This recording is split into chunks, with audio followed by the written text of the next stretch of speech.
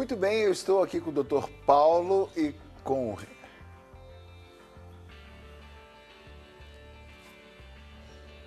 Professor. Professor? É porque botaram doutor. Professor. Melhor. Melhor.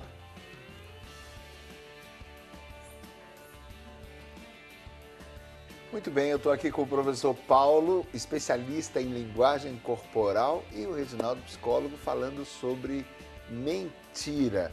Fala para nós um pouquinho dessa especialidade sua. Essa especialidade, na verdade, é uma especialidade na mentira? Não, a mentira é uma especialidade da linguagem corporal. Quando nós nos comunicamos, cerca de 65%, em média, das mensagens passadas são corporais e somente 35% são verbais. Então, se a pessoa compreender melhor a linguagem corporal, ela sabe que o outro está falando sem dizer uma palavra. E isso é utilizado hoje como uma competência empresarial em vários países, do Brasil. Então é importante que a gente reconheça a linguagem corporal dos outros. E dentro da linguagem corporal, nós temos o estudo da mentira, porque a boca diz uma coisa e o corpo diz outra. Então, por meio da linguagem corporal, nós podemos descobrir com uma certa facilidade, algumas vezes, se a pessoa está ou não mentindo. Um exemplo disso, que o corpo fala uma coisa e a boca diz outra, é: você gostou desse doce? Claro que eu gostei. Então a pessoa inconsciente diz o quê? Claro que eu gostei. A cabeça mexe com não e a boca está dizendo sim. Entre outras dezenas de sinais que depois a gente pode falar alguns aqui para como reconhecer a mentira na linguagem corporal.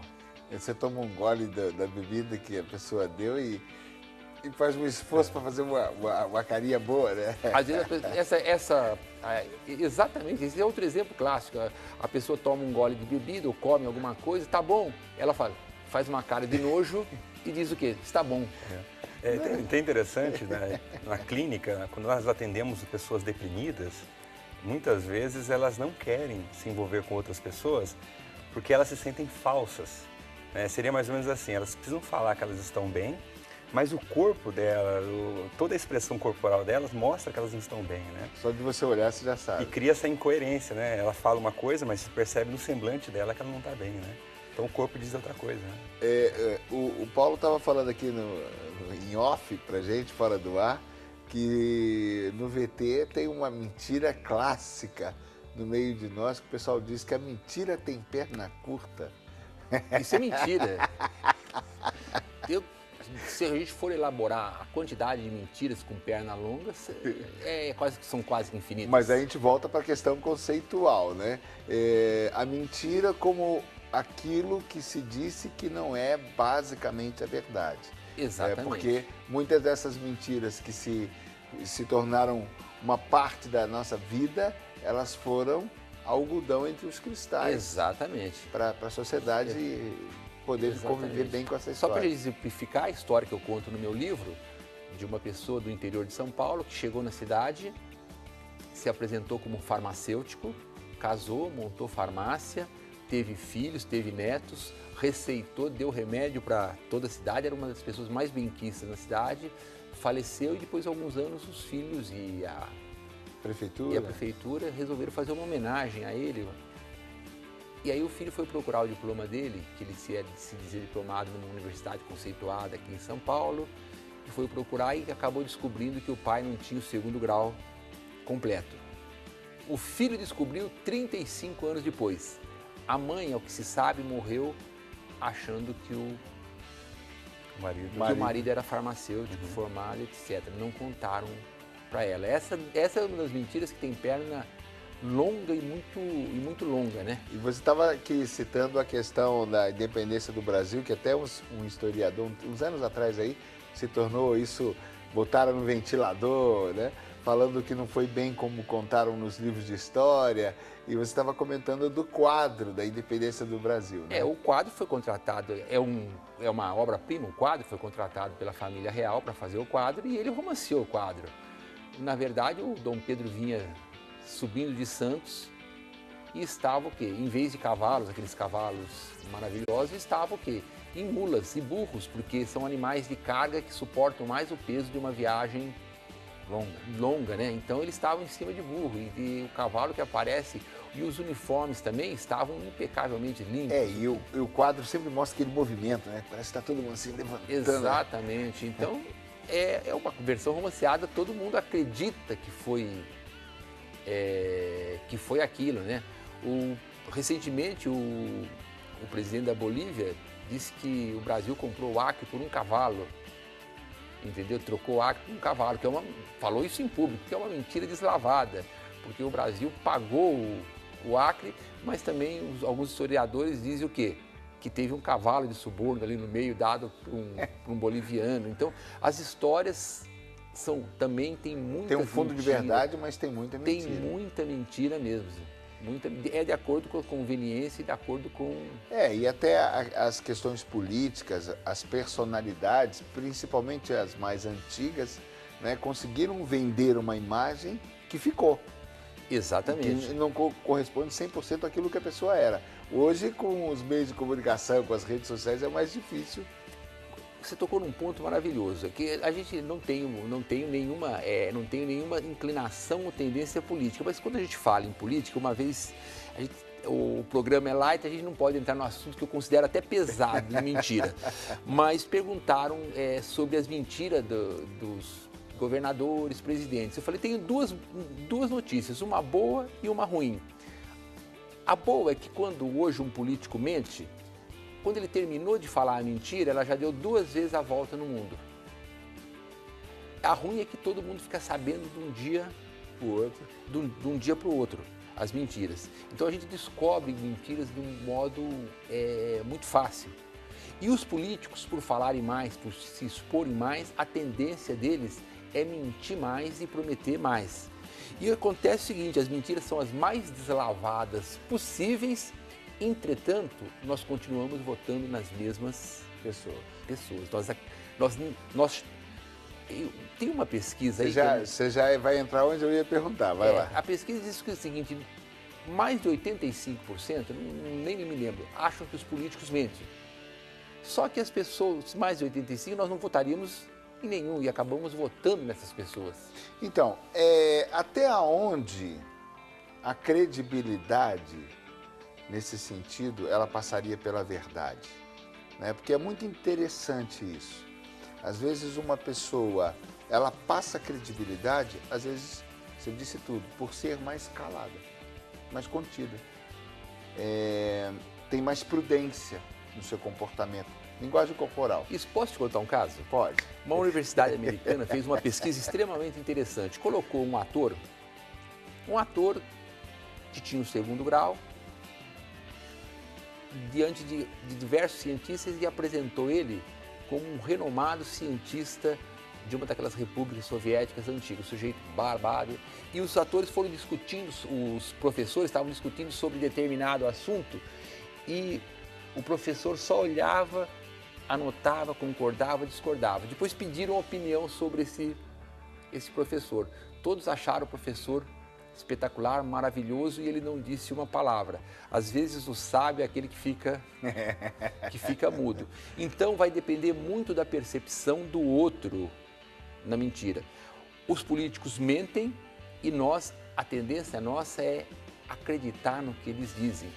E quando eles são descobertos, eles passam por cima e continuam. Então cabe a nós não acreditar tanto nessas... Então uma pergunta embaraçosa para o Reginaldo. Reginaldo, naquela hora na TV, sendo entrevistado ao vivo, o deputado, e o jornalista consegue colocá-lo numa saia justa, num assunto polêmico, e que a verdade é que ele não tem a resposta e que ele não saberia o que dizer, e ele dá uma volta, 2 voltas, 3 voltas, 4 voltas, não disse muita coisa, mas saiu bem.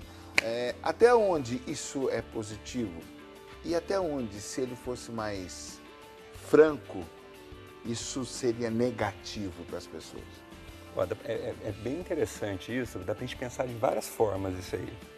O primeiro ponto se a pessoa ela mente muito, ela mente porque não há, existe uma impunidade nisso? Quer dizer, será que às vezes, se o político está andando mentindo muito, será que é porque os jornalistas não estão criticando ou mostrando os fatos reais? Até fomentam a mentira. Pode ser que fomentem também, não é? Então, acho que esse é um ponto que a gente vai vendo, vai ficando muito claro aí também, né? Um outro ponto às vezes podem ser que esses jornalistas também, eles não têm muito conhecimento do fato, eles querem apenas punir esse político. E aí, nesse caso, mesmo se ele falar a verdade ou falar a mentira, ele vai ser punido. Então, às vezes, não tem muita escapatória. Só resta tentar enrolar mesmo, né? Só que o que a gente percebe, infelizmente, no nosso Brasil, é que o erro acontece mais pela primeira condição, né? Há uma certa impunidade em cima dos fatos falados, né? E aí se mantém esse comportamento de mentir, né? Na nossa política, infelizmente. É muito interessante, porque aí vamos voltar ao início da mentira. A pessoa ela vai desenrolar a arte, vai desenvolver a arte de mentir. Aí eu vou perguntar para o Reginaldo de novo. Muito pelas suas inseguranças, as suas incertezas, as suas fragilidades emocionais? A gente poderia pensar que o comportamento de mentir, sempre a gente tem que pensar em todo tipo de comportamento que tem 3 variáveis muito claras para determinar o comportamento. Uma delas é uma predisposição biológica, a outra é a história de vida da pessoa e a cultura que ela está inserida. Não é? Se ela está inserida numa cultura que se mente muito, se ela não mentir, ela vai ser, vamos pensar assim, ela vai ser isolada dessa cultura.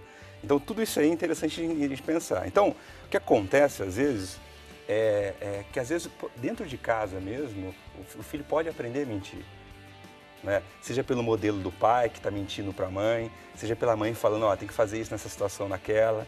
Então, ele começa a aprender ali.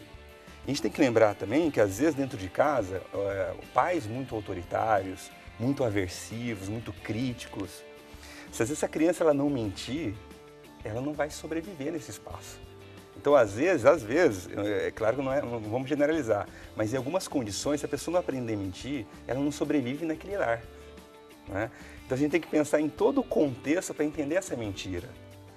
E então, o contexto aí muda, mas a verdade, ela tem sempre uma força mais, vamos dizer assim, salutar. Ela faz bem mais do que a mentira, porque quando você começa a dizer e cumprir com o que disse, a dizer e cumprir com o que disse, a dizer, isso não faz bem para as pessoas? Existem algumas religiões têm uma filosofia que diz viver sob o domínio da verdade.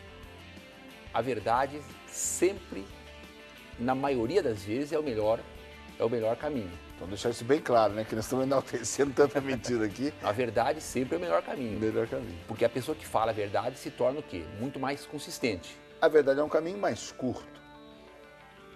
Pesquisas indicam que mentir é mais complexo do que falar a verdade. Você gasta mais energia do que falar a verdade. Porque quando mentir, você tem que elaborar, você tem que inventar, você tem que gastar massa encefálica. Quando você fala a verdade, ela já está pronta. E a verdade te encaminha para a credibilidade. Muitas vezes, em alguns casos, você não pode dizer a verdade, que nem sempre a verdade é o melhor caminho, mas em 99% eu aconselho o quê? Falem a verdade, você vai ganhar mais consistência, você vai ter mais credibilidade. E só num ponto no anterior, existem os motivos por quais as pessoas mentem, pegando aquele gancho anterior. As pessoas mentem por dezenas de motivos, para ocultar alguma coisa que não quer saber, que o outro não quer saber, para ganhar prestígio. Às vezes as pessoas querem ganhar prestígio. O adolescente diz o quê? Meu pai tem um carro assim, meu irmão tem um carro assim, entendeu? Para ficar no mesmo nível do que a outra. Você tem uma faculdade, eu também tenho uma. Você tem isso, eu tenho isso. Então, os motivos que levam as pessoas a mentir são dezenas de motivos. Superar a inferioridade também é um dos motivos. Tá, então vamos voltar para a mentira branca. A mentira branca, por você ser bem recebida ou receber bem uma pessoa que num momento até constrangedor, não é? A mentira que você está até sofrendo um bullying, você ali, um bullying até psicológico, né? E você ali se comporta se igualando e dando um jeito para você não ficar numa situação tão sofrível, né? A mentira, quando a gente estava falando, nem eu vou agora colocar como mentira, quando você está numa atitude profissional e você precisa enaltecer o lado positivo, e às vezes não é que você mente descaradamente, mas talvez você disfarce um pouco ou procure colocar na penumbra um pouco aquilo que seria desagradável, né? Então tem um lado positivo, natural, ou de defesa, né? Que se faz necessário, mas aí você, do jeito que a gente está conversando aqui, me surgiu uma contradição, porque quando você comentou alguma coisa que eu estava me lembrando da atitude de um piloto de Fórmula 1, que ele disse que fez uma coisa e na hora ele fez outra, né? Nessa hora, a pessoa quando ela fez, todo mundo viu, todo mundo sabe. E quando ela é perguntada, mas por que você fez isso? Aí ela parte para mentira no sentido de defesa. Exatamente. Eu sei, mas já está na cara. Mas já está claro. A defesa do ser humano é inconsciente. Você se tá. defende, no primeiro momento Porque não passaria credibilidade? Passaria credibilidade. Eu mesmo tive um caso, o sujeito plagiou meu livro. Eu coloquei nas redes sociais, por que você plagiou meu livro? Ele disse, não plagiei. Eu coloquei as 2 páginas, ele voltou a se defender. Eu não sei de onde eu tirei isso. Então,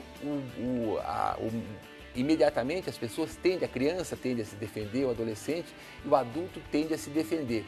As pessoas que têm mais maturidade dizem, não, realmente eu errei e peço desculpas, e aí a vida segue. Tá, mas você foi pro lado do erro, e eu não estava indo tanto pelo lado do erro. Ótimo, você já colocou um outro aspecto.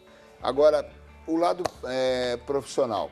Então, vai lá, a pessoa, um administrador, um empresário, tomou uma iniciativa ousada, usou uma oportunidade, investiu, acreditou e no final das contas não deu certo. Aí quando as pessoas vêm, a pessoa pública, ele, em vez de não, eu ousei, eu achei que ia dar certo e não deu. Não deu. Né? Por exemplo, seria fantástico, mas a pessoa pega e dá uma volta e todo mundo fica olhando e fala assim, ué, mas não era isso. Nesse caso aí, Paulo, eu vejo aí nesse caso aí, falando no caso do empresário, que eu acho que tem a variável vaidade aí, talvez. Claro que sim. Né? Então, o que a gente vai percebendo na literatura psicológica é que quanto mais a pessoa é vaidosa, né, de certa forma, ela não quer dizer que errou, que ela falhou. Ou queimar a imagem dela. Exatamente, porque a pessoa vaidosa, ela quer ser o centro das atenções. Né? Se ela fala que ela errou, vai ser denegrida a imagem dela. E é isso que ela jamais vai querer. Né? Porque, por exemplo, às vezes um político, outro dia eu estava comentando, um piloto de Fórmula 1, ele tomou uma decisão e contrária à equipe, e o pessoal veio falar assim, não, é porque não sei o que, eu me confundi. Você tomou a decisão, achou que ia dar e não deu. Porque a palavra, quando eu falei a palavra erro, eu errei, entre parênteses, porque é muito difícil a pessoa dizer eu menti. Ela diz eu errei, ela troca as palavras, ela pede desculpas. De forma mais amena, né? Mas de forma mais amena, ela troca o menti pelo errei. E são poucas pessoas que assumem de forma madura os erros. Tá, então a gente pode dizer que inconscientemente, talvez no automático, talvez pelo ambiente que ela já está acostumada, não é? Ela partiu para o instinto de defesa, o receio, e numa hora que, se ela fosse sincera, seria até melhor. Isso. Aí tem a ver com a percepção do outro. Desculpa, e do público. É o costume do cachimbo que deixou a boca torta. Exatamente. Tem a percepção do outro. Alguns políticos no Brasil, se dissessem as mentiras que falam aqui nos Estados Unidos e da Europa, na próxima eleição eles estariam condenados para o resto da vida. Eu dou alguns exemplos. Nos Estados Unidos, o sujeito mentiu a respeito de um diploma. Nunca mais ele ia ser eleito.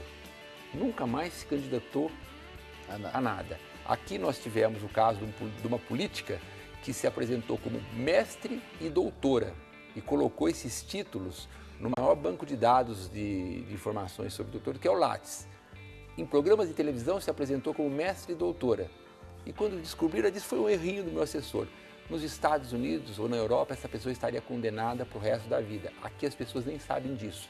Então é a percepção do outro também que faz que o mentiroso... Porque existe uma coisa que se chama, não sei se chama corrida armamentista. A corrida armamentista, eu minto para você, você sabe que eu estou mentindo, você eleva o seu grau para me pegar. Eu sei que você pode descobrir, eu levo o meu grau para mentir. No Brasil, entre os políticos e o povo não existe isso. O político mente e o povo, uma parcela observa, a maioria o quê? Aceita. Então, como ele sabe que aceita, então vamos lançar essas mentiras várias vezes que o povo acredita tranquilamente. Tá, mas em tudo que você disse, em tudo que nós vimos até agora, a mentira permanece para mim passando um sentimento de insegurança. Sim, a mentira sim, sempre, tanto de quem mente, como se o outro descobre, a insegurança aumenta e muito. Ou seja, por isso que a gente tem esse aspecto negativo da mentira, né? Extremamente negativo. Tanto que os homens mais conceituados do mundo são os que mentiram menos. Vamos falar, qual é o homem mais, o ser humano mais, ser humano não, mais conceituado da humanidade? Você está querendo falar de Jesus Cristo? Ele não mentia. Não mentia. Os grandes homens, esses homens, eles tinham uma dificuldade de trabalhar com a mentira. Porque se paga um preço por aquilo que se diz. Exatamente. Qualquer mentira que você diz, de um jeito ou de outro, lá na frente ela vai cobrar alguma... Aí é que volta a história da perna curta. Mas calma, que a gente vai pro intervalo. Esse papo está muito gostoso, eu estou gostando de ver. Falando hoje sobre mentira com o professor Paulo, que é especialista em linguagem corporal, e o nosso amigo Reginaldo, psicólogo, abrindo espaço sobre esse assunto tão legal. A gente pode começar a balizar, né? Até onde eu vou continuar, até onde eu vou parar para ter mais credibilidade e viver mais tranquilo. Vamos para o intervalo, a gente volta já já.